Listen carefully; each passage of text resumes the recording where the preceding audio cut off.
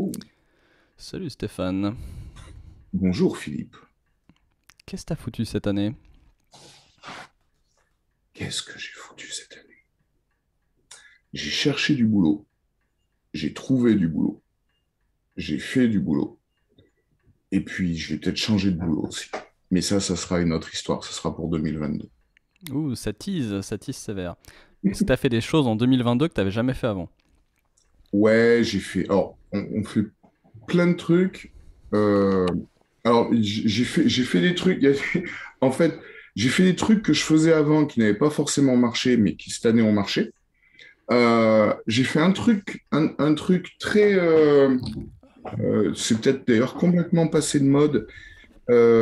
J'ai mis en place des OKR. Ça, Moi, je pense que c'est encore à la mode. Ouais. c'est super rigolo. Et en fait, alors, évidemment, hein, j'ai mis en place des OKR. J'a- enfin, j'avais pas les moyens d'avoir des consultants, des gens qui sont payés pour ça. Donc, bah, tu fais comme tout le monde, tu lis deux bouquins, tu regardes un peu, tu écoutes un petit peu ce qui se dit sur YouTube, dans d'excellents podcasts. Euh, et puis tu te dis, tiens, c'est vrai que ça a pas l'air déconnant, je vais essayer de le faire. Et puis pour être sûr que ça marche, tu le fais simple. Sur tous les outils. Ouais, non, non, mais c'est pas un outil, l'OKR, en fait. Non, mais il y a des outils qui te Voilà. promettent de faire tes OKR de façon tellement Parce que smooth. je me suis souvenu qu'il y a presque un an, on avait fait un podcast avec Roselito et toi, ou alors c'était un truc que vous aviez fait que tous les deux, j'y étais même pas, je sais plus. Mais c'était pas très intéressant parce que c'était sur Les outils verbaux.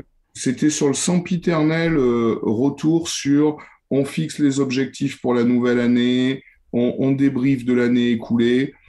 Et donc je me disais, putain, là, j'arrive dans un nouveau contexte. Il faut qu'on se donne des objectifs très simples, très rapides, un truc facile à activer, où tout le monde se met en branle rapidement. Euh, donc, une approche type OKR, ça va être simple. Voilà, on arrête tous les KPI, on arrête tous les objectifs compliqués. On se donne juste deux, trois sujets. Et puis, on essaye de se répartir les tâches tous les 15 jours et on avance comme ça. Et ben, ça marche bien. C'est cool. Ouais. Ça, c'est vachement bien. Ouais. Mais c'est quand même il y a quand Donc, même des KPI en face. hein? Tes key results, ils sont quand même alignés sur des. Enfin, c'est des KPI à la fin. T'as un Ah, indicateur. ah non, monsieur. Ah Ah non, tiens, au monsieur. passage, j'ai Un un autre key truc. Attends, result je note n'est un autre pas un sujet. KPI. Non, mais si je te dérange, Philippe, il n'y a pas de problème. Je peux continuer à parler tout seul pendant 1 heure. S'il te plaît, vas-y. Hop. On Alors, gagne- ouais, les OKR. on gagnera en bande passante ce qu'on perdra en intérêt composé. L'inverse. L'inverse. Alors attends, tu me dis, OKR, c'est pas du tout. Enfin, t'as une forme d'indicateur, il y a quelque chose de quantifié quand tu fais Non, un mais OKR. un key result, pour moi, enfin, moi, c'est comme ça que je le comprends. Alors, comment je le comprends? Tout le monde s'en fout. En tout cas, c'est comme ça que je le mets en œuvre. Donc, pour moi, l'OKR, c'est l'anti-KPI. On arrête de mesurer des trucs dont à la fin, plus personne ne sait comment on construit l'indicateur ni ce qu'il veut dire. On se donne un objectif simple à atteindre dans un délai avec des périodicités de 15 jours. Voilà. Donc, on décompose les objectifs, on se fait des petites tâches et on avance tous les 15 jours. Eh bien, écoute, ça marche super bien. C'est con comme la lune. C'est très simple. Tu arrêtes de te prendre la tête avec les outils, avec les tableaux, avec le suivi, avec les KPI.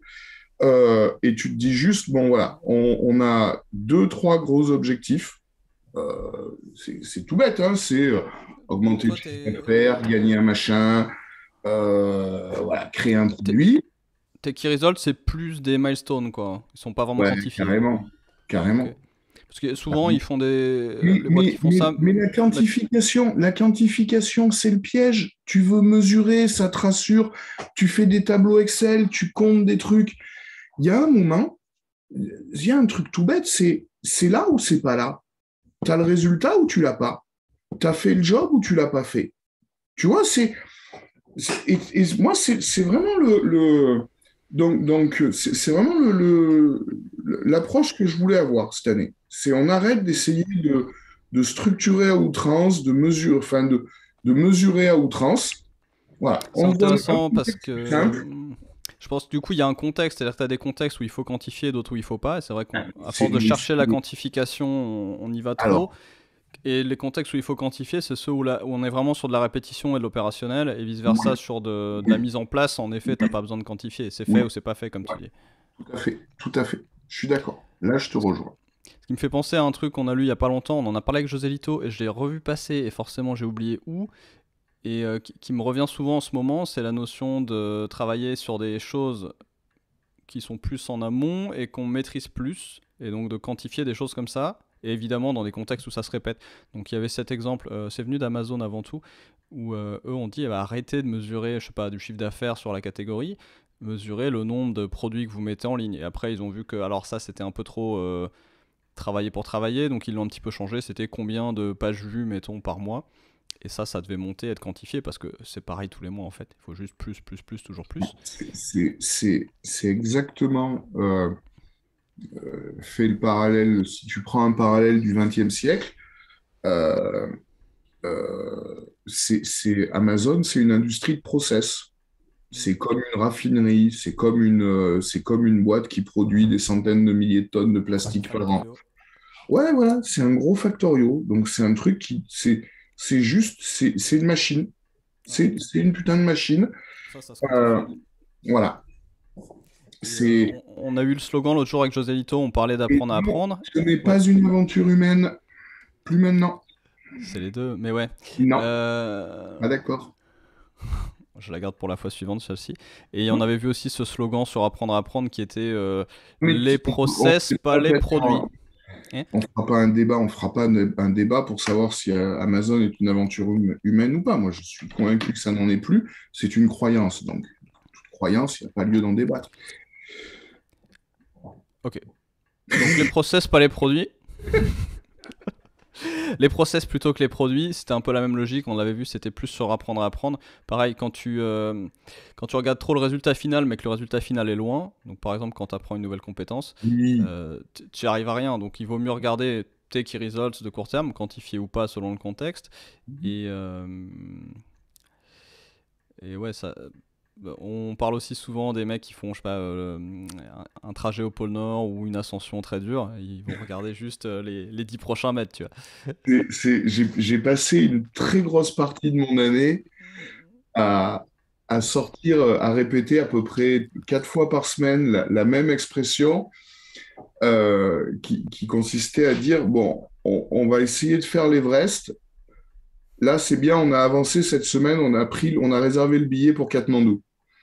Euh, et ben, tu sais que tu te sens déjà beaucoup plus près de l'objectif, en fait, quand tu as le billet pour Katmandou. Euh, mais bon, il reste un peu du boulot quand même. Euh, Le plus dur n'est pas fait. ça me rappelle une anecdote. Je ne sais pas si je l'avais déjà sortie, celle-là. Euh, c'est marrant qu'on ait une discussion comme ça aujourd'hui. Il y a 25 ans, j'avais été marqué, c'était au début de ma carrière, et ça faisait 3 4 ans que je bossais, et on était déjà à l'époque dans ces rythmes où tous les ans, au mois de fin septembre, début octobre, tu commences à bosser sur le budget de l'année d'après. Tu sais, tu prépares les budgets. Et j'avais été très marqué par un client, un type assez haut placé dans un très très grand groupe français, une très belle boîte française, très innovante, qui est au CAC 40. Les Euh, ressources humaines. ouais, si on veut. Pourtant, c'est une vraie industrie de process. Ils sont dans le gaz aussi. Mais c'est une super belle boîte que j'adore. Euh, et il m'avait dit, bah, cette année, on fait un truc nouveau, on arrête les budgets. On fait plus de budget, en fait, chez nous. Et je me suis dit, putain, c'est dingue. La boîte, elle fait des dizaines et des dizaines de milliards de francs. Comment ils font? Alors, il m'avait dit, non, mais je te rassure, il y a toujours des financiers qui comptent et tout ça, mais nous, au niveau opérationnel, on s'est dit que ça servait plus à rien. J'ai J'ai dit, senti l'autre jour. mais comment Les vous faites? budgets, c'est pour les banquiers. En e-commerce. Exactement. Et donc, tu vois, rien, enfin, on n'invente rien. Il y a 25 ans déjà, on se disait, bon, ce rythme où tous les ans, tu t'obliges à réinventer ce que tu vas faire l'année prochaine, etc. euh, je suis de moins en moins fervent de ce truc-là. Alors justement, c'est un peu le sujet que je voulais aujourd'hui, le sujet qui n'était pas Mais C'est intéressant l'an dernier. c'est pour ça que je te tendais un Magnifique perche. transition. Et du coup, comment toi tu vois cette temporalité aujourd'hui? Parce que d'un côté, on a besoin de rythme, on a besoin de se rappeler aussi de ce qu'on s'était dit, faire un peu de la rétrospective, de se donner peut-être des objectifs, pas trop longs, pas trop courts. Euh, Comment on crée ce rythme-là et comment on le fait ni trop long ni trop court et qu'est-ce qu'on met dedans pour que ce soit pas inutile, pas trop stéréotypé, etc. Donc tu as des extrémistes type Oussama Hamar qui vont te dire bah, réduisez les temporalités à, je sais pas, 48 heures, puis bon, une semaine si vous êtes un peu plus gros. Euh, Chez Tesla, pareil, ou SpaceX, très extrémistes aussi. Ils ont des objectifs fixes qui vont être liés plutôt à du réglementaire, etc. Il va avoir ses prédictions qui sont généralement beaucoup trop courtes, qui sont un peu en best case. Et puis derrière, c'est tout de suite, tout de suite, tout de suite, tout de suite, tout le temps. Donc comment on gère tout ça? Est-ce qu'on crée un rythme ou pas? Il y avait un ouvrage qu'on utilise beaucoup là, qui est Traction, et il disait bah, de fait, le cerveau humain en général va être sur 90 jours, et c'est vrai qu'en général, au bout de 90 jours, tu sais plus trop ce que tu avais dit, Ouais, t'as un peu perdu le rythme, t'en as fait un peu plus d'un côté, un peu moins de l'autre, et puis tu sais plus vraiment ce que tu t'étais dit. Donc il dit les OKR, les ROCs, ou tu les appelles comme tu veux, c'est plutôt 90 jours. Après, t'as la semaine, parce que la plupart des gens prennent un week-end, et puis t'as quand même l'année qui a un gros cycle. Donc nous, on a plutôt ces trois cycles-là, et la journée, évidemment. Donc comment tu gères ça? Qu'est-ce qu'on met dedans? Et qu'est-ce qui est acheté et pourquoi? Euh, alors, ce qui est acheté, c'est les figures imposées. Donc, les grands-messes de début d'année, euh, les, les nouveaux Covid-ROM. Donc, voilà, les trucs, les grands-messes de début d'année, les exercices budgétaires contraints et totalement artificiels qu'on s'impose quelque part au début de Q4 pour préparer l'année d'après. Les 228 slides que le DG et son service com préparent pour prêcher la bonne parole. Enfin bon, tous ces trucs-là. En fait, voilà, tout ce qui est figure imposée, on arrête. Euh,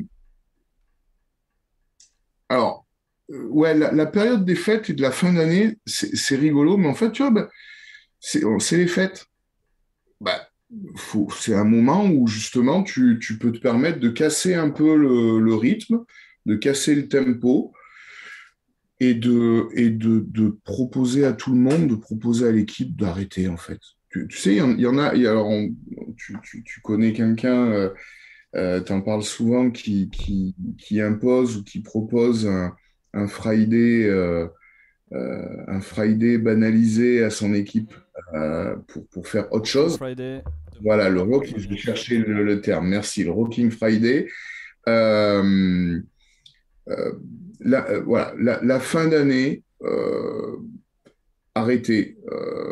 Je trouve déjà rien que ça, se dire, bon, on a 15 jours où on fait autre chose, où on le fait différemment, où on se met à mi-temps. Voilà. Ça, c'est une bonne chose. Faire un peu d'espace pour la réflexion, la Ouais, rétrospective. ouais, c'est s'obliger à respirer. Donc ça, c'est bien.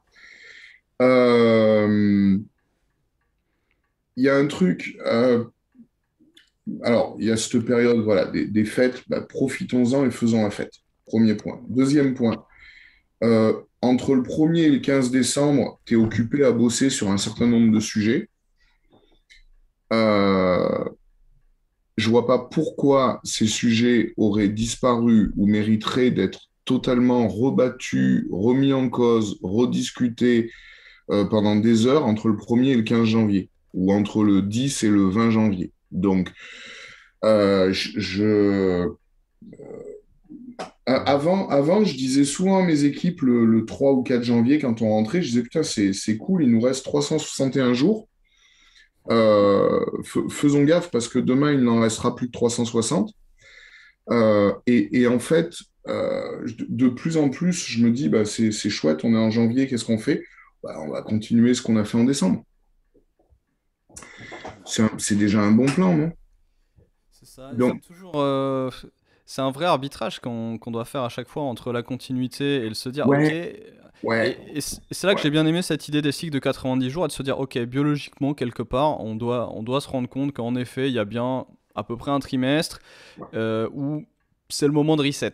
Parce que si on reset jamais, il y a un truc où on fait tout par habitude et on sait plus trop C'est pourquoi on avait décidé ouais, ça. ouais. L'objectif est peut-être périmé. Ah, évidemment, ça dépend de la boîte. Si tu es Amazon et que tu es une boîte de process et que tu dois juste rajouter plus de pages et baisser les coûts, à un moment, t'as pas trop besoin de te reposer la question. Par contre, ils ont d'autres temporalités aussi. Quand ils créent des nouvelles boîtes comme, je sais pas, Amazon Web Service, quand ça s'est lancé, c'était complètement nouveau, ça avait plus rien à voir. Et ça, c'est une temporalité qui est différente. Et peut-être que la vision que tu avais il y a 3 mois est déjà périmée. Mais ce rythme de 90 jours, et qui est intimement, je pense que c'est intimement biologique, c'est très, très vrai. Ça, c'est vraiment euh, j'ai eu la chance très tôt de bosser dans des boîtes qui avaient des reportings au trimestre. Alors, pour des mauvaises raisons, hein, puisque c'était pour des raisons financières, donc qui n'étaient tournés ni vers l'humain, ni vers l'employé, ni vers le client. Euh, C'était une inversion des priorités, mais au finish, c'était une bonne temporalité. Parce qu'en fait, enfin, on peut résumer de ça de façon très triviale, hein. Au bout de 3 mois, au bout de 90 jours, tu te fais chier. C'est ça. C'est, Non, c'est la c'est, base. c'est- Et donc, ce rythme-là, il a deux vertus. Si tu te fais chier, il te dit non, il faut continuer parce que c'est la bonne chose. Et Mhm, il te le remet un petit peu à zéro le compteur. Et vice-versa, si tu as oublié, mettons, tu as oublié que tu faisais quelque chose, tu dis ah oui, c'est vrai qu'il y avait ça. Ou encore, si tu es mis dans une habitude et qui est périmée, de se dire ok, là c'est périmé, arrête-le maintenant. Donc je mhm. pense que rien que pour ça, ce rythme-là. Et donc la question c'est bah, quelles sont les figures imposées justement si tu prends quelque chose comme Scrum, qui est plutôt sur du 15 jours en général, qui est plein de figures imposées. C'est intéressant les idées qu'ils ont apportées, qui sont qu'est-ce qu'eux font à rythme régulier, qu'est-ce qu'on met dans ces rythmes-là, qu'est-ce qui doit y être, qu'est-ce qui doit pas y être. Et ils ont ce côté inspection, rétrospective. Donc quel est le contenu d'un rythme régulier comme ça. Et Mais c'est voilà, on fait le point, regardez, on inspecte, est-ce que c'était bien, est-ce que c'était pas bien, est-ce qu'on aurait pu faire mieux, qu'est-ce qu'on va faire la prochaine fois, est-ce qu'on était content, est-ce qu'on n'était pas content. Donc peut-être que forcer quand même ces étapes-là, ces rituels peuvent avoir un impact positif si on les choisit bien. en fait, la règle des 90 jours, elle existe, elle est très forte. Et c'est toujours pareil. C'est pas une question de stock, c'est une question de flux. Il faut prendre 90 jours glissants. Donc, en fonction des sujets sur lesquels tu es, tu as différents objectifs, tu en atteins un certain nombre de résultats, les key results. Mhm. Euh, Tu organises ton avancement sur des plages de qui 48 heures, qui une semaine, qui 15 jours, on s'en fout. C'est voilà, euh, toujours le même. J'ai oublié son prénom, c'est la honte. Qui fait ses rythmes de 5 semaines là. Morgan, Euh, ouais. voilà, merci. Puis alors 5 semaines, c'est C'est pas aligné là pour le coup. ouais, c'est le truc, c'est Shadok quand même comme temporalité, mais pourquoi pas.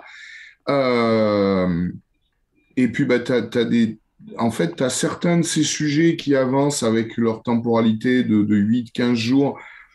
Bah, au bout d'un moment, au bout de 3 mois, en fait, tu... enfin, si un de tes key results, si une de tes actions, si un des éléments dans ces temporalités de 15 jours dure plus de 90 jours, tu te rends compte que tu as mal découpé le job, en fait. Tu l'as mal priorisé, tu l'as mal découpé. Pourquoi? Parce qu'au bout de 90 jours, et c'est pas à la fin de chaque trimestre, c'est au bout de 90 jours glissants qui ne À dépendent que partir du lancement. voilà, du T0 de l'action. Donc toi, Tu tu éviterais les rituels fixes dans l'année. Tu tirais plutôt vers du glissant dans tous les sens. mais bien sûr, puisque en fait, plus personne n'en veut, plus personne n'en a besoin, puisque chaque équipe, chaque sujet, chaque thème avance gentiment à la semaine ou à la quinzaine. Mhm. Les feedbacks, ils sont faits, les points, ils sont faits, les retours d'expérience, ils sont faits, et on avance là-dessus.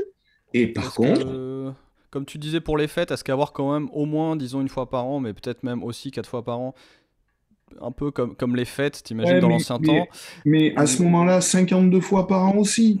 Donc, Pourquoi pas? oui, oui, les fêtes, oui, le moment des fêtes, c'est sympa, c'est la fin de l'année, pour faire la fête.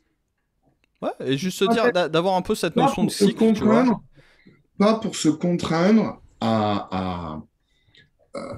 En fait, quand est-ce qu'il faut avoir ce recul? Quand est-ce il faut prendre le temps de regarder? Quand est-ce qu'il faut se donner ce moment de respiration? C'est quand on a besoin. Ouais. Si tu te l'imposes, si tu crées une figure imposée, tu verras, croisant mon expérience, Philippe, suis ce mouvement et à 51 ans, tu te retrouveras un jour, mi-octobre, à faire un budget. Et là, tu seras malheureux. Je le fais déjà. Non, pas les budgets. Mais j'ai tendance à me dire, regarde, si j'étudie, alors pas juste ta longue expérience, mais sur une expérience encore plus longue, l'humanité, tu vois, les... beaucoup de religions ont des cycles, et c'est des cycles qui sont à peu près les mêmes dans la plupart des religions et des civilisations. Donc par exemple, en hebdomadaire, on a le Shabbat et on a l'équivalent dans les autres religions monothéistes. Il y a un jour par semaine, ça peut être le dimanche pour les chrétiens, samedi pour les juifs, vendredi pour les musulmans, où tu bosses pas, quoi. C'est le jour qui te dit, ok, ça c'est un cycle, le cycle d'une semaine il est important, et il faut qu'on se dise, ok, ça, un Oui, tour, mais un tour, un tour. euh, Et c'est cette respiration de, ouais, qu'est-ce que j'ai foutu cette semaine. ça n'est qu'une survivance des civilisations du mythe, où tu es en permanence dans un mouvement cyclique et pas un mouvement Mhm. linéaire de progrès, vers quoi on n'en sait rien, mais c'est pas le sujet, mais un mouvement cyclique où les choses se répètent de façon régulière.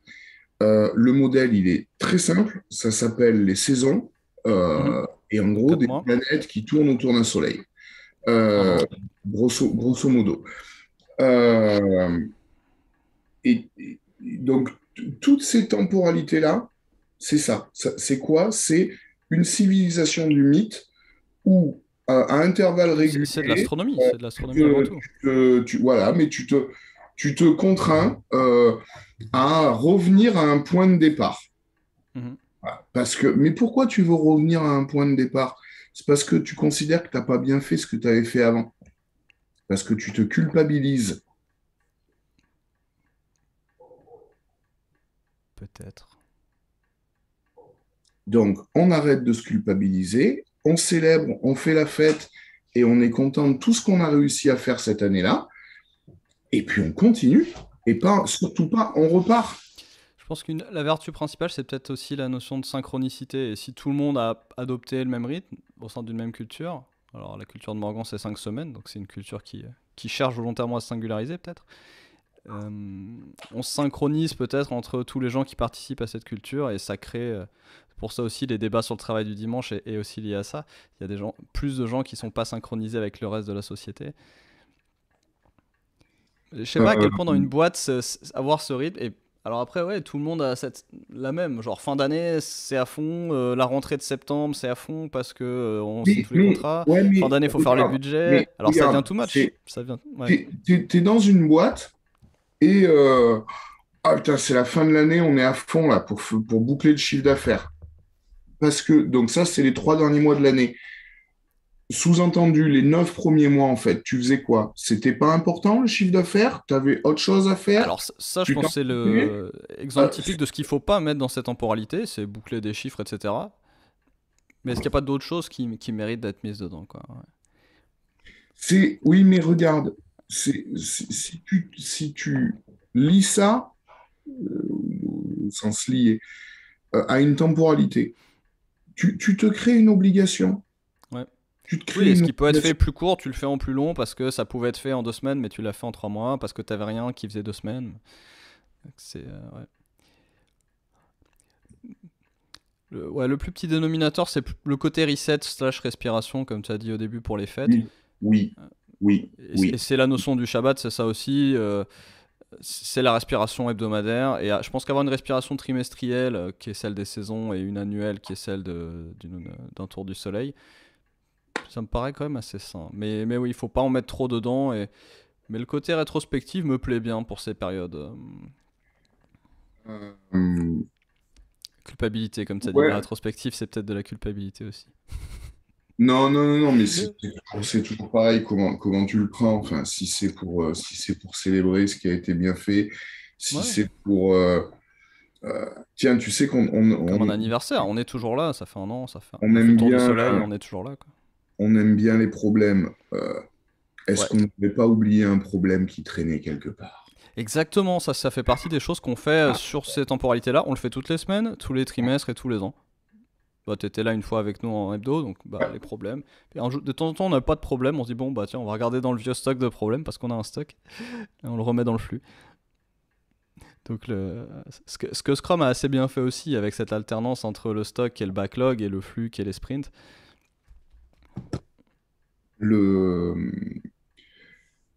donc, ouais, pas de figure imposée, euh, parce que c'est artificiel, Mais une respiration peut-être quand même. et une respiration. Ben, on en revient toujours au tempo, au rythme. Tempo, oui. Temporalité, non. Nuance.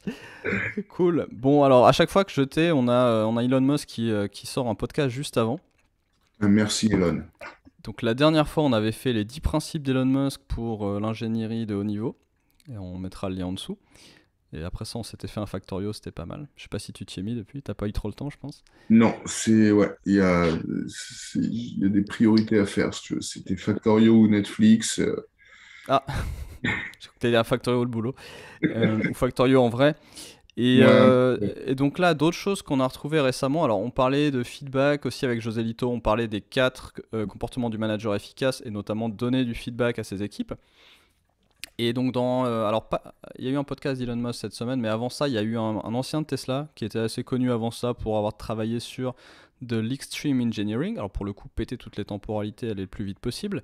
Il s'appelle Joe Justice. Et je savais pas, il avait bossé chez Tesla. J'avais entendu parler de lui à l'époque quand il faisait ces trucs d'extreme engineering, là, dans les années 2010. mais Et il s'appelle donc, Joe apparemment, il a bossé. Justice. Ouais, Il ouais, fait il a un nom de de fou. l'extreme engineering. C'est un film, non? Ouais, c'est exactement ça. Et donc ce gars-là avait bossé chez Tesla, je savais pas, et donc il a donné une interview assez récemment. Il a donné pas mal de détails qu'on connaissait pas sur le fonctionnement interne de Tesla. Et donc on parlait avec José Lito de comment donner du feedback, etc. Et ce bouquin disait, bah, feedback positif, c'est pas la peine parce que si c'est bien, mais par contre dis juste quand ça va pas et dis ce que tu voudrais à la place. Et donc on a dit bon pourquoi pas, c'est pas bête. Et ce gars-là nous dit comment c'est chez Tesla, il nous dit c'est l'inverse. Chez Tesla, alors il n'y a pas de manager, alors que là c'était le comportement du bon manager. Et ce mec nous dit chez Tesla, c'est plutôt des intelligences artificielles dont on ne connaissait pas trop l'existence, qui vont avoir tendance à te dire si tu es sur la bonne voie ou pas. Et là il dit c'est l'inverse, et te donne jamais de mauvais feedback. Ils te disent ah ça c'est bien, continue. Donc c'est plus comme Facebook, tu vois, quand c'est ce côté algorithme des réseaux sociaux, etc., où tu as une sorte de fonction automatisée qui te dit si tu es sur la bonne voie. Comme un jeu vidéo, et c'est vrai que le cerveau apprend plutôt par renforcement positif. Si on y pense, si tu vas Oui. vraiment au fond de la neurologie, c'est le renforcement positif, la récompense. Mais bon, c'est aussi, je me brûle, j'arrête. Donc je sais pas, ça voudrait dire que le feedback négatif est une punition, bon. Mais chez Tesla, en gros, on te dit jamais quoi faire. On part du principe que tout le monde est très talentueux, et donc on va juste te dire si tu es sur la bonne voie en termes de résultats. Mais comme tout le monde est un peu ingénieur, tout le monde doit trouver des solutions. On te dit juste, voilà le problème, tu es sur la bonne voie, et c'est tout. Et après, tu te démerdes pour trouver des solutions. Mais c'est la culture radicale. Ah, Enfin, tout le monde peut pas faire ça, je pense, mais, mais c'est non, impressionnant. non, mais Et ça donne des idées. tel que tu le décris. Alors, je reste extrêmement dubitatif. Ouais. Je Je sais pas à suis. quel point c'est vrai, je sais pas exactement comment Ouais, ça marche. On a eu ouais. d'autres témoignages qui tendent à corroborer. Je pense que lui, il a peut-être un peu. Écoute, j'en sais rien. Mais partons de l'idée et Mais, voyons ce qu'on arrive à en faire, nous. alors, tu vois, moi, je rebondis sur un truc. Feedback négatif. Ouais, oui ou non? Euh, enfin, la réponse, elle est dans la question. C'est le terme feedback négatif. Tu, Négatif, bien entendu. Mais tu mettons feedback te quand c'est bien ou feedback quand c'est pas bien, ou les deux. Alors, le feedback, quand c'est bien, ouais, dire systématiquement à quelqu'un, ouais, tu as fait quelque chose et c'est bien. Oui, Et ça me fait penser à la distinction qu'on a fait tout à l'heure entre les boîtes d'innovation, on va dire, et les boîtes de process pur et dur. Et c'est vrai que si tu es dans l'industrie pure et dure, tu vas faire comme dans le Lean, tu as un standard, tu es dans le standard, on ne dit rien, t'es pas dans le standard, on dit ah bah non, regarde, voilà le standard. Alors que là, ce que décrit le mec chez Tesla, c'est plutôt une culture d'ingénierie où tu as un problème, il faut le résoudre, et tu as un truc qui s'allume quand tu te rapproches un peu d'un résultat souhaité. Donc on voit que c'est quand même deux choses assez différentes, alors comment on réconcilie Oui, mais alors déjà, si je pousse à l'extrême ce que tu décris là, tu as un truc qui s'allume quand tu te rapproches du résultat souhaité. Comment tu vis le fait que pendant 3 heures, 3 jours ou 3 semaines, il n'y a rien qui s'allume? Ah oui, c'est Hashtag, ce qu'on disait tout à l'heure sur les résultats. Donc, ta temporalité. quand on a dit le process plutôt que le produit, et je pense que là, c'est une question de personnalité. Est-ce que moi, alors, je vais te dire, là, je vais pas porter de jugement sur le modèle Tesla et tout ça. Je j'ai pas de littérature là-dessus et je l'ai pas vu de l'intérieur. Moi, je réagis simplement à ce que tu dis. Mhm. Euh, le feedback positif, oui, il faut le faire. Personnellement, c'est pas un driver pour moi. Donc, c'est un truc, je me rends compte avec le temps que j'en ai rarement eu besoin. Et donc, De pour tes équipes. j'en étais assez avare. Donc, mea culpa hein, auprès de tous ceux qui ont bossé avec moi. Je sais que vous disiez des trucs super et je ne vous l'ai pas toujours dit. Donc, ça, j'essaye de me soigner. Donc, oui, je le vois et il faut dire quand les choses sont bien, il faut le dire. Même si c'est normal, même si c'est ni plus ni moins que ce qu'on attend de la personne. En fait, non. Le job, il est fait, il est bien fait, il faut le dire, c'est important. Ouais, je doutais un peu du côté ça crée une dépendance à l'approbation. Je me dis, bon, faut pas faire que ça, mais c'est Non, peut-être un non, peu ouais, non, exagéré de mais dire que ça crée une ça dépend. dépendance. T'as des gens qui sont très sensibles, d'autres qui n'y sont pas sensibles. Voilà, il faut toujours pareil. Si tu le fais de façon forcée et artificielle, ça n'a plus aucune valeur. Donc, à l'inverse, euh, imagine une boîte où tu n'as que du feedback positif. On ne te reproche jamais rien, on se contente de dire oui, ça c'est bien. Donc, corollaire, il est évident que l'absence de feedback positif devient en soi un feedback négatif, puisque si on ne te dit pas que c'est bien, c'est que par nature, ça n'est pas bien. Et en fait, moi, je considère que mon job de manager, alors là, pour le coup, j'ai toujours considéré ça. Et je continue je pense, de le pratiquer, de m'améliorer. C'est, c'est, enfin, c'est de mettre en évidence les choses qui ne vont pas bien et d'aider l'organisation ou la personne à corriger ça et à sortir de cette situation. J'en reviens à mon histoire des problèmes. Les problèmes, c'est bien. Il faut avoir des problèmes. Parce que quand tu as des problèmes à résoudre, bah, c'est une occasion de s'améliorer, c'est une occasion de progresser en corrigeant un problème. On le Donc, voit. Alors, c'est rigolo. je pense qu'il rentre pas trop là-dedans dans le quotidien, j'imagine, mais c'est vrai que tu vois, même Elon Musk dans ses communications, souvent tu peux le voir mettre en avant des problèmes. Et ce qu'il va faire, c'est surtout dire, ouais, ça c'est le problème numéro 1 aujourd'hui, c'est là qu'est le bottleneck, c'est là qu'est le vrai Mhm, bloqueur, c'est celui-là. Juste pour dire mhm. à tout le monde, non, non, on a identifié là, Ouais, perdez pas votre temps, c'est ici qu'il y a un ouais. vrai problème. Ça, Mais, ça, mais ton objectif devient résolver ce problème. Ouais. mais ça, c'est topissime. C'est dire à une organisation, dire à une équipe, partager ça, de dire, les gars, on a un sujet à régler. Ouais. Le On n'a reste, pas 36 c'est millions de pas. trucs, on n'a pas un why foireux, on n'a pas une raison d'être, Non, on n'a pas une vision fantasmée de ce qu'on ne sera jamais. ouais. On a un vrai gros problème là, qui fait qu'on a des clients qui souffrent, qui On a sont les pas. deux. Tu peux faire les deux. Regarde, Elon, il va te dire je veux aller sur Mars. J'ai fait mon calcul pour aller sur Mars. Il faut tel coût à la tonne. J'ai un problème. Là, tout de suite, mes moteurs, ils coûtent 5 fois trop cher. Et si on résout pas ça, on ira nulle part. Tu vois, donc il décline d'une vision Oui, complètement oui, oui, oui, fantasmée. oui, oui, Et il oui. descend tout de suite à un problème. Et derrière, il dit pas aux gens c'est pas bien, t'as pas mis la valve à gauche. Il fait pas ce genre de management. Il dit non. Il faut diviser par 5 le coût des moteurs, sinon on n'ira jamais sur Mars. Et c'est tout.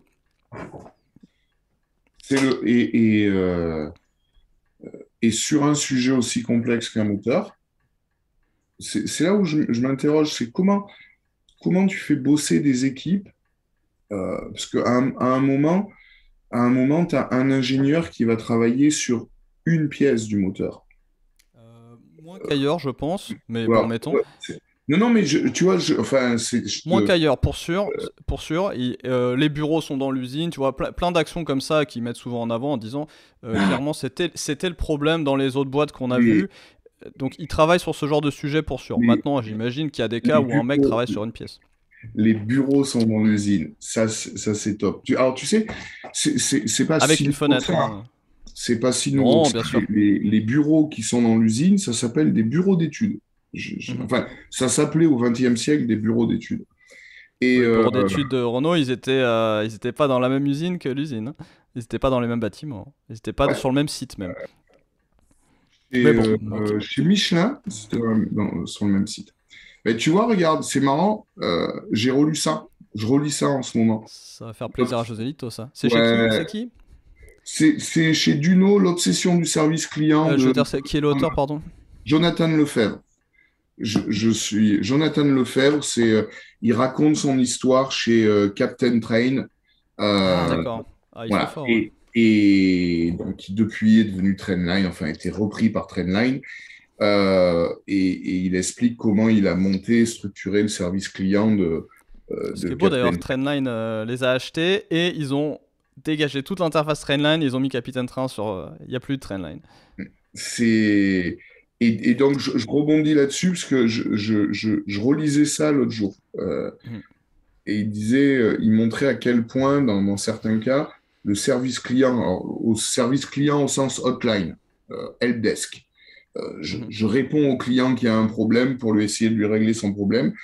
Il y a un truc que j'aime, qui m'intéresse énormément, c'est à quel point le service client se confond avec le service produit. C'est-à-dire que c'est la conception du Et produit. l'ingénieur est au service du mec qui fabrique le moteur, Ouais, c'est, quelque et, part. et là, et là, il y a vraiment des trucs super rigolos. Il y a vraiment, vraiment des trucs super rigolos. Quand tu, ouais, quand tu as une vision un peu datée maintenant du marketing, voilà, des 4P, de Kotler et compagnie, euh, et que tu te dis, bah, en fait, ouais, voilà, le service client est celui qui est le moteur des améliorations successives et de la définition du produit, Mhm. t'as des réflexions qui sont super intéressantes. Bah, quelque part, le service client, c'est une sorte de. C'est l'appendice qui traite tout le non structuré. Et derrière, en regardant ce qui se répète dans le non structuré, tu peux rajouter au structuré des choses qui résolvent Mm. des problèmes qui se répètent. Ouais. Bon, si on revient du coup, alors tu me disais, Ouais. mettons, tu as une personne, mettons qu'il y a quand même parfois une personne qui travaille sur une pièce, qu'est-ce qui te chiffonne dans cette approche? Euh, et Euh, avec donc un non, mais objectif qui est très haut niveau, qui est voilà. divisez-moi ces coûts par 5, quoi. Voilà. C'est comment tu passes d'un objectif qui est complètement clair, qui est super intéressant, qui est de dire, voilà, on a un enjeu, on veut faire quelque chose, et pour y parvenir, il faut diviser le coût du produit par 5. Mhm.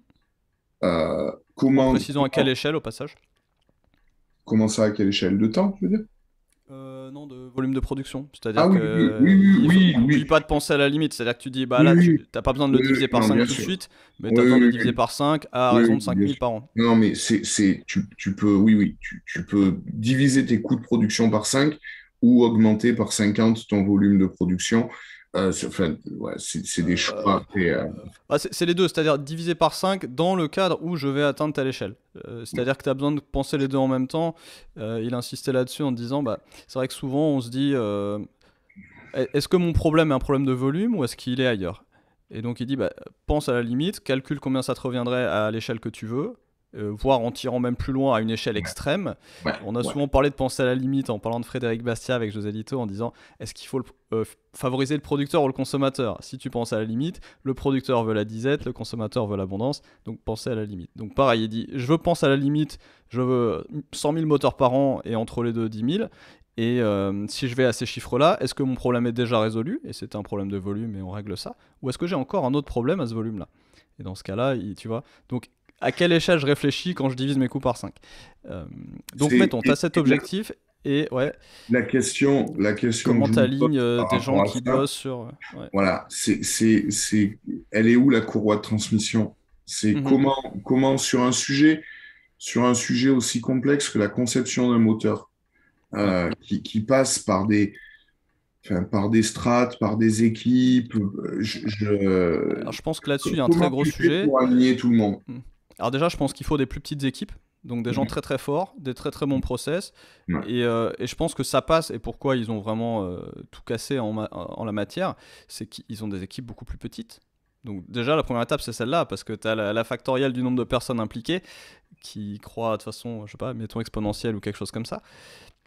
Et en l'occurrence, bah déjà, juste des plus petites équipes, et aller plus vite, résout une bonne partie de ce problème-là.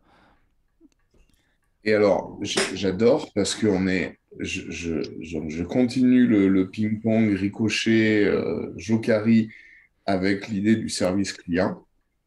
Euh, pour avoir un bon service client, il Il faut, faut pas 12 et 12 strates. faut surtout pas aligner des centaines de personnes Avec 5 handover. devant des écrans avec 8 couches de KPI et de management. Il suffit de 5 personnes extrêmement compétentes, extrêmement bien payées, extrêmement motivées. Bah la même pour l'ingénierie. Mais voilà, ben donc on a exactement la même logique. Et d'où le bureau dans l'usine. Le bureau dans l'usine, c'est ça aussi. C'est que l'ingénieur peut descendre, dire c'est quoi ton problème? Et le mec qui est là, c'est pas possible, il peut monter, dire viens voir. Et le mec, ça lui prend 10 minutes, enfin, c'est même pas 5 minutes à pied d'aller voir où est le problème. Et c'est pas j'ai travaillé pendant un an, j'ai envoyé les plans, et puis là-bas, ils font rien de ce qu'on leur a dit. La même problème entre le marketing et les ventes, au passage. Hein. C'est pareil, Monsieur le c'est pareil. CRO. Ah, ne me lance pas là-dessus. La Non, non, prochaine mais, fois, la prochaine fois. non, non, mais c'est exactement ça. Mais ben, même problème entre les ventes et le service client. Ah, Ouais. putain, le SAV fait chier, ils ne se sont pas occupés de mon client. Mhm. Ah là là. Alors Ah ça, oui, mais tu heureusement, leur as vendu un truc qui n'existe pas. non, heureusement, j'en suis sorti. Euh, euh, ça ne m'est arrivé qu'une fois. Parce que ça, voilà, dans les trucs que normalement je fais plutôt pas trop mal, c'est de faire bosser correctement les équipes techniques avec les équipes commerciales. Euh, euh, Ça m'est arrivé une fois d'être dans une aventure où, là, pour le coup, les courroies de transmission étaient cassées, mais dans des proportions, enfin, elles avaient été dissoutes dans l'acide sauvagement. Et les pouilles avec. Et, ah, ouais, il y avait plus rien. Euh, et il y avait une situation caricaturale de conflit entre la vente et le SAV. Et c'est quasiment insoluble. Quand tu as, enfin, t'es obligé de dire, bon, bah, il y a un moment, il va falloir qu'on se passe de l'un des deux. Et d'ailleurs, la conclusion que j'avais tirée au bout de quelques mois, c'était que les ventes de services allaient être faites par le SAV et plus par les vendeurs. T'as dû te couper un bras, quoi. Non, non, non, non, non, non, non, j'ai coupé une tête. Ok. C'est le problème quand on a deux têtes. Ouais, non, mais enfin bon, plus sérieusement, non, en plus Bah, c'est hyper intéressant. non, non, mais c'est même pas vrai, c'était pour faire un mauvais jeu de mots. Non, non, mais Bah, en l'occurrence, t'avais un peu deux têtes quand même, c'est-à-dire que ça allait quand même dans deux directions. Et si t'as deux têtes, quelque part, coupe une tête, quoi. t'as deux finalités, j'ai lu un article il y a quelques jours, je sais plus où je suis tombé là-dessus, sur le syndrome du vendeur qui dit c'est mon client. Ouais. Et c'est un truc, je m'étais C'est rendu beau compte. l'ownership. Ouais. Le quoi? L'ownership, c'est beau. Ouais, ouais, alors, c'est. Comment t'en fais quelque chose de positif? Alors, quel est le problème et comment tu le Ah non, non, mais transformes en quelque chose? moi, la façon dont je le vois, c'est totalement négatif. C'est-à-dire Mhm. que de ce que j'ai pu voir, et là, c'était le propos de l'article en question, c'est Non, ça c'est mon client, c'est moi qui connais le client, c'est moi qui gère Ah la oui, là c'est assez relation avec ce logique. client. Mais est-ce que C'est le sentiment d'origine totalement lié. d'ownership du client, est-ce qu'il peut pas être peut-être transformé de façon plus positive, qui est bah, je Oui, suis quand même responsable que cette personne ait une bonne expérience d'un il- bout à l'autre. il suffit de dire que c'est notre client, en fait, Ouais. et ça marche beaucoup mieux. Mhm. Mais on s'éloigne là, excuse-moi. Ouais, c'est bien aussi. Ok, bon alors sur le coût des pièces, etc., feedback positif, négatif, alors comme d'hab ça dépend, c'est un peu ça la conclusion. Et pareil, Tesla peut se permettre d'embaucher les meilleurs, des meilleurs dans tous les domaines. On peut pas tous se le permettre, donc on en avait parlé aussi avec Morgan, qui lui, bah, pareil, il a une petite équipe dans un domaine très particulier, donc il peut aussi se permettre de vraiment se concentrer sur les talents et sa façon de gérer les talents. Mais c'est pareil, on regarde Amazon et Tesla, ils embauchent que des talents de fou pour certains travaux, mais derrière, à la chaîne, ils embauchent entre guillemets des gens normaux, ou des gens qui sont dans la normale, dans la partie bombée de la courbe de distribution, parce qu'ils ont besoin de 100 000 employés. Donc certes, ils ont une bonne marque employeur et tout, mais à un moment, il faut des gens sur les chaînes, il faut des gens dans les entrepôts. Et c'est là qu'on se retrouve avec bah, ce qui fait plaisir aux médias, un peu de contrôle que les gens ne volent pas, des détecteurs, du contrôle que ça travaille, etc. Mais à un moment, tu as 1000 personnes dans un entrepôt avec le moins de managers possible parce qu'on n'a pas envie de payer les managers. Et c'est aussi comme ça qu'on paye bien les gens dans l'entrepôt. Il faut une forme de contrôle quand on n'a pas juste des gens qui ont des stock options par million en bureau d'études. Euh, ouais, alors, on en a souvent parlé, hein, tu sais, la différence entre la PME et la start-up, c'est que la Mm. start-up, tu as une création ex nihilo. Ouais. Donc, en théorie, c'est totalement faux, mais en théorie, tu peux te permettre d'embaucher qui tu veux, de créer la culture que tu veux, etc. Alors que le pauvre patron de PME, bah, il est obligé de faire avec ce Sa qu'il a. transformation. Euh, et en fait, tu vois, il y a encore un an, je voyais ça comme assez normal. Euh, En fait, je pense qu'il faut sortir même de ce raisonnement-là. Mhm. Si tu te dis, je suis dans une situation où je dois faire avec ce que j'ai, quelque part, tu regardes un peu vers le bas. Mhm. C'est un peu une forme de don't look up. Euh, euh, mais ça, c'est un autre débat. Euh, le truc, c'est tu te dis, on a une structure, on a des clients, comment on fait pour faire mieux? Simplement. Donc l'objectif, c'est, enfin moi je reviens toujours. J'adore le, on peut le lire de plein de façons différentes. Mais Toyota, quand ils disent, ben, pour faire des bons produits, il faut des bonnes personnes, quoi. Je regarde Donc aussi, oui, mais le stock de bonnes personnes est limité, donc comment on en crée de non, nouvelles? mais non, Tu- non, non, tu- non, tu- non, non, non, non, non, non, non, non, non, non. Ben alors, mais Parce que ça, c'est toi qui crée les bonnes personnes. non, mais Ouais. voilà. Moi, là, j'ai pas voulu hurler tout à l'heure, ça allait faire de l'écho, mais quand tu parles des gens qui sont dans la norme, dans la gaussienne, Mhm. ça me gratouille. Les gens, ils sont là où tu les enfermes. Si tu les mets dans une gaussienne, c'est que c'est toi qui les y as mis, en fait. Sur des critères Quand du tu crées, moment qui concernent, mais. quand tu crées un modèle où Mhm. tu évalues ton équipe en la mettant dans des cases ou sur une gaussienne pour dire que tu en as 10% d'exceptionnels, tu en as 10% qui sont vraiment très cons, et au milieu, tu as un espèce de ventre mou dont de toute façon, on a décidé que tu ne ferais pas grand-chose, mais comme tu n'en attends pas Alors, grand-chose et que tu je payes parle pas de la très courbe bien. en interne. Je dis juste que dans la population, on a Mais quand même non, mais non, sur les mais qualités souhaitées, sur sur des, quels critères? sur les critères qui intéressent l'entreprise en question à ce moment-là pour son objectif. Clairement, moi, je vais pas aller faire de l'autopilote chez Tesla. J'en suis absolument incapable et de Parce deux que, ordres de grandeur. oui, mais Ouais. ça ne marche. Ça veut dire une chose, c'est que l'objectif de l'entreprise est décorrélé de celui de la personne. Voilà, exactement. Mais ce que je veux dire, c'est que la population qui est capable de répondre à un besoin à un moment donné, est quand même limitée, elle n'est pas infinie. Et donc, sur des grosses boîtes, ça devient un facteur limitant. Euh, le nombre Ben, de tu très bons vois, ingénieurs dans le monde est pas infini aujourd'hui. tu vois, tu me demandais ce que j'ai foutu cette année. Et ben moi, cette année, je me suis amélioré. J'ai fait des trucs mieux qu'avant. Donc, je ne sais pas où je suis dans la gaussienne, hein. Je serai là où on voudra bien me mettre. Je m'en tape un peu. Mais en fait, j'ai fait plein de trucs mieux qu'avant. Ouais, Et tout ça est pas fixe, bien entendu. ça, c'est super important. Bien sûr, mais Et c'est presque un autre sujet, donc bien sûr on s'améliore, etc. Mais à l'instant T, chacun a ses contraintes, et en tant qu'organisation, tu dois faire... Alors, tu disais la différence entre la startup, la PME, et là je rajoute le grand compte. Donc la startup peut se permettre de créer une sorte de culture ex nihilo, avec toutes les difficultés que ça comporte. La PME a une sorte d'élan qu'elle peut utiliser, et à côté de ça, par contre, elle a l'inertie qui va avec. Et enfin, le grand compte, il se retrouve avec des limites vraiment à tout ce qu'il doit faire parce qu'il a une telle taille que, mettons sur du recrutement, il peut pas avoir la quantité, dans certains cas, du talent qu'il veut au moment où il le veut. Donc c'est des contraintes qui sont différentes, mais c'est ça que je veux dire, où le non, type de management qu'on a décrit non, avant, il est non, pas... non, Il est... non, non, non, non, non. Le grand compte qui peut pas avoir autant de monde avec autant de talent qu'il veut, etc.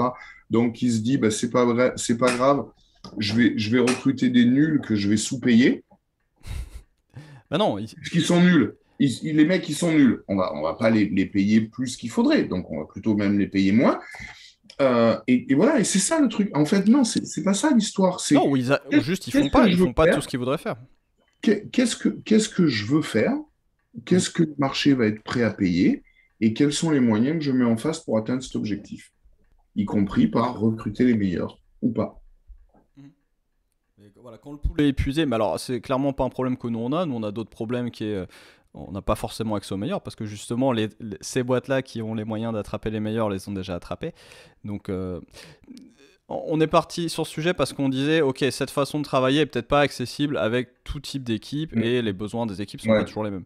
Donc évidemment meilleur c'est contextuel, etc. Mais une fois qu'on a dit ça, il faut quand même admettre que on n'a pas tous accès aux mêmes talents, etc.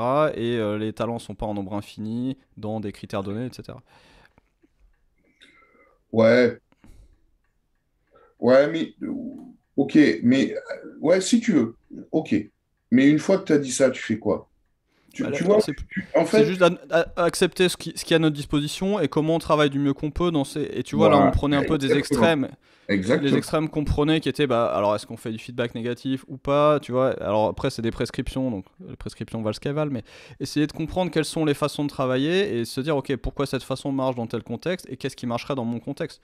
Et parfois, il faut aussi accepter que Oui, notre contexte, c'est qu'on n'a pas accès à certains types de talents. ouais. C'est pas une insulte à personne, c'est comme ça. Je suis pas au niveau de quelqu'un d'autre, qui est pas au niveau de quelqu'un d'autre, qui est pas au niveau de quelqu'un d'autre, etc. Et les gens qui aujourd'hui mettent au point des autopilotes et des fusées qui atterrissent, c'est pas les mêmes que des Philippe Larcher ou même des Stéphane Callot. Je t'en prie.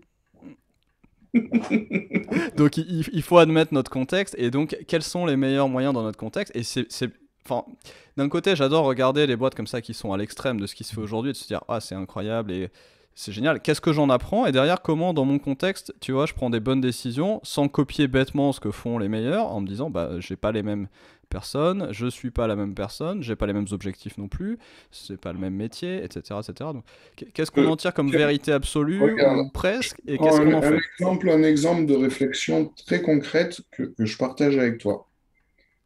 Alors, autant pour moi, hein, toujours mon histoire de service client. Ah. Euh, Quoi? Ben, attends, Non, ça, mais c'est super, c'est super. donc, service client, contexte B2B, technique, un service client qui se fait essentiellement par téléphone. Donc, tu as de l'appel entrant avec du client qui gueule parce que le truc marche pas. Et puis, il faut essayer de le résoudre idéalement bien du premier coup par téléphone, donc à distance. Puis, dans le pire des cas, t'envoies quelqu'un sur place. Et dans le pire du pire des cas, tu envoies quelqu'un sur place plusieurs fois d'affilée. Euh, et moi, j'ai ça en tête en ce moment. Euh, et puis en même temps, je lis ça, où le gars, il fait un service client pour aider des gens qui achètent des billets de train, donc contexte différent, sur une plateforme en ligne, et où il dit, ben moi, le service client, c'est que par mail. Et vous allez voir, ça va être super. Et ça marche. Et je me dis, tiens, ben, dans quelle mesure c'est transposable? je me dis, putain, ce qu'ils ont fait là, hein, chez Captain Train, tout ça, c'est le top du top. C'est le nirvana du service client. Je voudrais réussir à avoir un truc qui marche aussi bien. Et, euh, et je me dis, bah, est-ce que la solution, c'est de dire à des clients qui, depuis la nuit des temps, ont l'habitude de téléphoner pour expliquer que ça ne marche pas et qu'il faut réparer le truc, leur dire, bon, en fait, faut plus téléphoner. D'ailleurs, il n'y a même plus de numéro de téléphone. Euh, D'ailleurs, il n'y a même plus de téléphone, en fait, puisque je vois vraiment pas à quoi ça sert d'avoir le téléphone dans une entreprise en 2021. Euh, et de leur dire, bah, vous faites un mail. Tu vois, c'est le sujet de ma réflexion, là, cette semaine. En ce moment, je me dis, comment ça pourrait marcher? Réparer une machine, c'est chaud, ouais. Après, tu peux te Parce que, déplacer sur mail. non, ouais, mais il faut pas Écoute, oublier ils le font aujourd'hui dans la médecine. Ouais, Rendez-vous uniquement sur Doctolib. ouais, ouais. Mais c'est pas forcément le top du service client, ce genre de cas. C'est des arbitrages aussi, hein. Et parce que d'un autre côté, tu prends tous les ticket managers, souvent l'argument c'est bah, tous les canaux fonctionnent, les gens peuvent utiliser le chat, le téléphone, le machin, c'est tout au même endroit. Et les gens choisissent leur canal. Mais c'est un arbitrage. Quelque part, tu peux enlever un peu de qualité d'un côté, parce que de fait, pouvoir choisir son canal, c'est un plus. Mais si ton service client est sur les points les plus essentiels bien meilleur, 10 fois meilleur, bah, c'est peut-être pas très grave de plus pouvoir choisir ton canal. Parce qu'à Mm. côté de ça, ça marche beaucoup mieux. C'est exactement ça. C'est exactement ça. C'est des arbitrages. Et on en revient à l'ingénierie. J'ai un problème, comment je résous ce problème? Il n'y a pas de solution parfaite. Il y a juste une barre à atteindre. Et cette barre, bah, là on parlait de Mars, donc elle est fournie par je veux X tonnes sur Mars pour le plus tôt possible, mettons. Donc ta barre, elle est physique, quoi. C'est ce chiffre-là, c'est le chiffre qu'il me faut parce que. Et on va essayer. Et derrière, s'il faut sacrifier un truc pour obtenir ton objectif, bah, c'est un choix que tu as fait en amont et tu l'as fait à bon escient. Bref, il n'y a Ouais. pas de formule toute faite. Réfléchissez. Qu'est-ce qui va le mieux marcher? Quels sont vos Donc, arbitrages? voilà, ben ouais, non, mais c'est Pas de prescription, quoi. Pas de prescription. le sujet de l'arbitrage est intéressant, cette période festive où, où on a Entre tendance les cadeaux. à prendre du recul et où à se projeter sur l'année qui vient. Bon, tu fais quoi, toi, pour le réveillon? Pas grand-chose. Je vais manger. Ce qui est la base. Bon, c'est bon, voilà, tout va bien. L'essentiel est sauf, impeccable. Mais surtout, pas de figure imposée. Ouais, pas de prescription, pas de figure imposée, mais quand même, le temps de respirer et prendre des meilleures Ouais, décisions. ouais. Le, l'injonction à se reposer, l'injonction à lâcher prise, est-ce que, Une injonction de plus. est-ce que ça marche? Bon, cool. Un mot de la fin. Fin, Ok, bah on en reparle l'année prochaine. à très bientôt, Philippe.